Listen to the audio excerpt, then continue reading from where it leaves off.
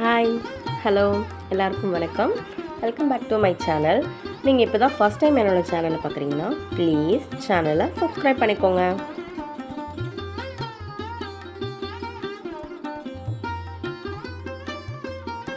இந்த வீடியோவில் செவ்வாய் ஓரை டைமிங் என்ன, இந்த செவ்வாய் ஓரையில் முருகப்பெருமானை நம்ம எப்படி வழிபடணும், என்ன பர்பஸ்க்காக வழிபடணும் அப்படிங்கிறது தான் எக்ஸ்பிளைன் பண்ணியிருக்கேன். இந்த வீடியோவை பாருங்கள், கண்டிப்பாக உங்களுக்கு பிடிக்கும்னு நினைக்கிறேன். நம்ம செவ்வாய் ஓரை டைமிங் என்னென்னு பார்த்துருவோம். பொதுவாகவே திங்கள்லேருந்து ஞாயிற்றுக்கிழமை வரை எல்லா நாட்களிலையும் ஓரை டைம் அப்படிங்கிறது ஒன்று இருக்கும். நம்ம இன்றைக்கி செவ்வாய்க்கிழமை ஓரை டைம் என்னன்னு பார்ப்போம். செவ்வாய்க்கிழமை ஓரை டைம் காலையில் 6 to 7, மதியம் 1 to 2, நைட்டு 8 to 9. இதுதான் செவ்வாய்க்கிழமை ஓரை டைம். இதை செவ்வாய் ஓரை அப்படின்னு சொல்லுவோம். இதே தான் வெள்ளிக்கிழமையும் இதே சேம் டைமிங் தான். ஆனால் அதை நம்ம சுக்கிர ஓரை அப்படின்னு சொல்லுவோம். செவ்வாய் ஓரை முருகப்பெருமானுக்கு உகந்தது. அதனால இந்த செவ்வாய் ஓரையில் நம்ம முருகப்பெருமான வழிபட்டு என்ன வேண்டுதல் வச்சு கேட்குறோமோ அது கண்டிப்பாக நிறைவேறும் அப்படிங்கிறது நம்பிக்கை. இப்போ ஓரை டைம் நமக்கு தெரிஞ்சிருச்சு. நம்ம முருகப்பெருமானை இந்த செவ்வாய் ஓரையில் எப்படி வழிபடலாம் அப்படிங்கிறத பார்ப்போம். இந்த செவ்வாய் ஓரையில் வழிபட ஐயனோட விக்ரமும் வேலோ இருந்தால் தான் வழிபடணுமா அப்படின்னு கேட்டிங்கன்னா அதெல்லாம் கிடையாது. உங்ககிட்ட வேல் இல்லை, விக்கிரகம் இல்லை அப்படின்னா எல்லார் வீட்லேயும் ஒரு முருகப்பெருமானோட படம் இருக்கும். அந்த படத்தை நீங்கள் வச்சு முருகருக்கு என்ன நெய்வேத்தியம் உங்களால் வைக்க முடியுமோ, சாதாரணமாக வெறும் பால், பழம், கழுக்கண்டு உங்கள் வசதிக்கு ஏற்ற மாதிரி அன்னைக்கு உங்களுக்கு என்ன கிடைக்குதோ அதை வச்சு நெய்வேத்தியமாக அதை வச்சு 6 வெற்றிலையில் மஞ்சள் குங்குமம் வைத்து ஒரு அகல் விளக்கோ இல்லை 6 அகல் விளக்கோ எண்ணெயோ நெய்யோ விட்டு ஏற்றி நீங்கள் முருகப்பெருமானை வழிபட்டு வரலாம். இது ரொம்ப எளிமையான வழிமுறை. இல்லை என்கிட்ட விக்கிரகம் இருக்குது, வேல் இருக்குது, நான் முறையாக வழிபடுறேன் அப்படின்னா அதுக்கும் ஒன்றும் நீங்கள் பெருசாக சிரமப்படணுங்கிற அவசியம் இல்லை. உங்களால் எத்தனை அபிஷேகங்கள் அன்றைக்கி செய்ய முடியுமோ, நம்ம சஷ்டிக்கு கிருத்திகைக்கெலாம் செய்வோம்லாம், அதே மாதிரி செவ்வாய்க்கிழமையும் செவ்வாய் ஓரையில் இதை நம்ம செஞ்சுக்கலாம். 3 அபிஷேகம் பண்ணிக்கலாம், இல்லை 1 பண்ணிக்கலாம், இல்லை 5 பண்ணிக்கலாம். இது மாதிரி ஒற்றைப்படையில் உங்களுக்கு என்னென்ன பொருட்கள் கிடைக்குதோ அதை வச்சு ஐயனுக்கும் வேலுக்கும் அபிஷேகம் நம்ம பண்ணிக்கலாம்.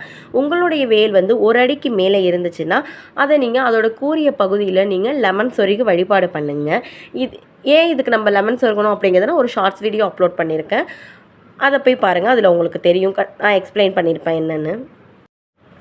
இப்படி வழிபடுறதுனால என்ன பலன் அப்படின்னு கேட்டிங்கன்னா, சிலருக்கு வீடு மனை வாங்கணும் அப்படிங்கிற ஒரு ஆசை இருக்கும். நம்ம முருகப்பெருமானை இந்த செவ்வாய் ஓரையில் வெற்றிலை தீபம் போட்டு வழிபட்டோன்னா, தொடர்ந்து வழிபட்டுட்டே வந்தோன்னா நமக்கு சீக்கிரம் வீடு நிலம் வாங்கிறதுக்கான யோகம் நமக்கு அமையும். திருச்செந்தூர் போயிட்டு வந்தாலே சொல்லுவாங்க, வீடு மனை வாங்கிறதுக்கான யோகம் உங்களுக்கு சீக்கிரம் கிடைக்கும். அது மாதிரி போய் ஒரு நாள் தங்கிட்டு வந்தீங்கன்னா ஆண் குழந்தை பிறக்கிறதுக்கான யோகம் கிடைக்கும். இது திருச்செந்தூர் முருகப்பெருமானோட அருளால் நடக்கும் நமக்கு. இப்போ என் வீட்டுக்கு இந்த வேலும் இந்த விக்கிரகமும் எப்படி வந்துச்சுன்னு சொல்கிறேன்.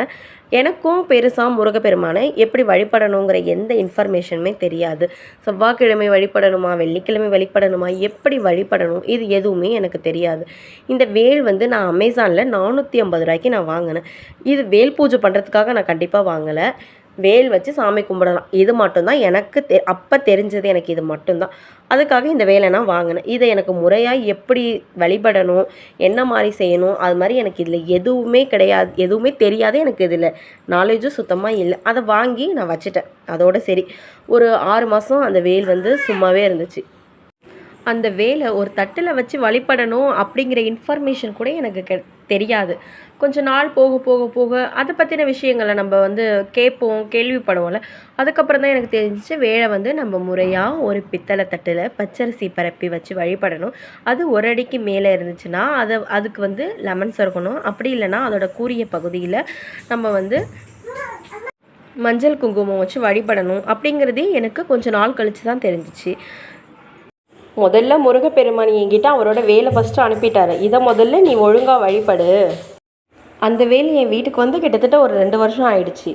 6 மாதம் சும்மாவே தான் வச்சுருந்தேன். அப்புறம் இந்த 1.5 வருஷமாக முறையாக அந்த வேலை நான் எப்படி வழிபடணுமோ அப்படி தான் வழிபட்டுட்ருக்கேன். ஆனாலும் முருகப்பெருமான் அவ்வளோ சீக்கிரம் என் கைக்கு கிடைக்கல. 480 ரூபா பணம் கொடுத்து அந்த வேல் வாங்க முடிஞ்ச எனக்கு ஒரு 180 ரூபா கொடுத்து ஒரு முருகன் விக்கிரகம் என்னால் கண்டிப்பாக வாங்க முடியல. திருச்செந்தூர் போயிட்டு வந்ததுக்கப்புறம் தான் என்னாலையுமே அந்த விக்கிரகத்தை வாங்கி வழிபட முடிஞ்சிச்சு. இப்போ நான் எல்லா செவ்வாய் ஹோரையிலையும், சஷ்டியிலையும், கிருத்திகையிலையும் முருகருக்கும் என்னோட முருகருடைய வேலுக்கும் சேர்த்தே அபிஷேகம் பண்ணி வழிபாடு பண்ணுறேன். சரி, ஓகே, நீங்கள் எல்லாம் சொல்கிறீங்க, இது மாதிரி செவ்வாய்க்கிழமை வெற்றிலை தீபம் போட்டால் நாங்கள் நினச்சதெல்லாம் கிடச்சிருமா அப்படின்னு. முருகர்னு இல்லை, நம்ம வணங்குற எல்லா கடவுளுமே நமக்கு டக்குன்னு சட்டுன்னு ஒரு விஷயத்த நிறைவேற்றி கொடுத்துட மாட்டாங்க. ஈஸியாக கிடச்சிட்டா அதுக்கு மதிப்பே இல்லாமல் போயிடும்ல. நம்ம கஷ்டப்பட்டால் தானே அதோட மதிப்பு தெரியும்.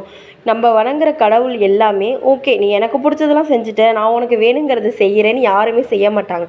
அதுக்கான வழியை மட்டும்தான் நமக்கு காமிப்பாங்க. அந்த வழியை நம்ம தான் நல்ல விதமாக பயன்படுத்திக்கிட்டு நம்ம வாழ்க்கையில் முன்னேறத்துக்கான வழிமுறைகளை ஏற்படுத்திக்கணும். அதுவும் ஐயன் முருகன் சோதிக்காமல் நமக்கு எந்த விஷயத்தையும் கொடுக்கவே மாட்டார். சோதிச்சு ஒரு கட்டத்தில் நம்மளே ஓகே, இது நடக்கும்போது நடக்கட்டும், நம்ம வாழ்க்கையை நம்ம பார்த்துக்கலாம் அப்படிங்கிற ஸ்டேஜுக்கு வந்துடுவோம். அப்போ அந்த விஷயத்தை அவர் கண்டிப்பாக நம்மளோட வேண்டுதலை நிறைவேற்றி கொடுப்பாரு. இந்த செவ்வாய் ஓரையில் ஐயன் முருகப்பெருமானை நினச்சி உங்களுக்கான என்ன வேண்டுதல் இருக்கோ அதை நிறைவேறணும் நம்பிக்கையோடு வழிபடுங்க. கண்டிப்பாக அதை முருகர் எவ்வளவு சோதித்தாலும் உங்களுக்கு நிறைவேற்றி கொடுப்பார். எல்லா பிரச்சனையும் தீர்த்து வச்சுடுவாங்க அப்படின்னு நம்பி வணங்குறவங்களுக்கு அவங்க கடவுள், நம்பாதவங்களுக்கு வெறும் கல் தான். அது அவங்களோட தனிப்பட்ட விருப்பத்தை பொறுத்தது. இதில் நம்ம பெருசாக யாரையும் நம்புங்க நம்பாதீங்கன்னு சொல்கிறதுக்கு ஒன்றுமே இல்லை. நிறைய பேர் நம்ம சேனலை சப்ஸ்கிரைப் பண்ணாமல் பார்க்குறீங்க. ப்ளீஸ் நம்ம சேனலை சப்ஸ்கிரைப் பண்ணிக்கோங்க. அப்போ தான் எனக்கும் கொஞ்சம் மோட்டிவேஷனலாக இருக்கும். நெக்ஸ்ட் இன்னொரு இன்ட்ரெஸ்டிங்கான வீடியோவில் உங்களை மீட் பண்ணுறேன். அது வரைக்கும் பாய்.